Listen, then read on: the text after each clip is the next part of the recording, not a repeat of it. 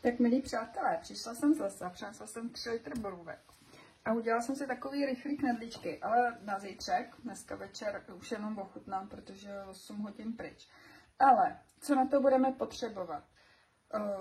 Tvaroh, lněnou mouku. Já jsem to smíchala lněnou mouku trošku se špaldovou polohrubou moukou. 1 vajíčko a malinko řepního cukru. Nemusíte sladit a trošičku soli. Jo, tam je důležitý 1 tvaroh, 1 vajíčko a pokud vám nevadí mouka, tak můžete normální polohrubou mouku, ale já jsem to smíchala s lněnou a špaldovou moukou, která má přece jenom trošičku lepku, aby ty knedlíky držely pohromadě.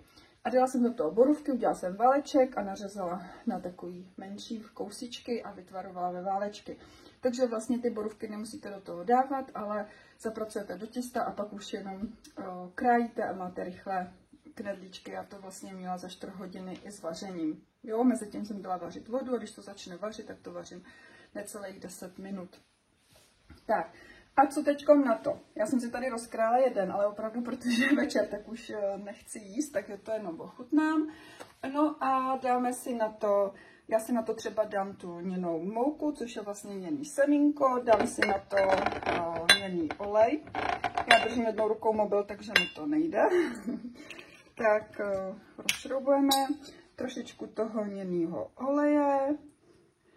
A já hodně teď v létě miluju lněný olej, lněnou mouku a trošičku na osazení karamelu, anebo používám ten řepný cukr s melasou. Ale vlastně karamel je i dělaný právě z řepného cukru s melasou, je to nezakyslující produkt. Tak a je to taková ňaminka, ochutnáme a zítra to budu mít i k obědu. Samozřejmě si na to můžete dát tvaroh, třeba gíčko se skořicí, no a zase ten karamel, a nebo řepný cukr. Já používám karamel. Teďko mám, tady vidíte, s levandulí. Tak jo. Takže veze se nekladou, můžete i makovou mouku, makový olej, což je dohromady mák, nebo sezamový olej, sezamovou mouku. A to už je na vás, ale jsou to lehký. Je to lehké jídlo, výborné jídlo, fakt výborný. Takže knedlíčky jsou do 20 minut hotový a můžete dávat do toho jakýkoliv ovoce. Tvaroh, zdravější nějaká mouka, 1 vajíčko a jídlo je hotovo. Tak mějte se krásně.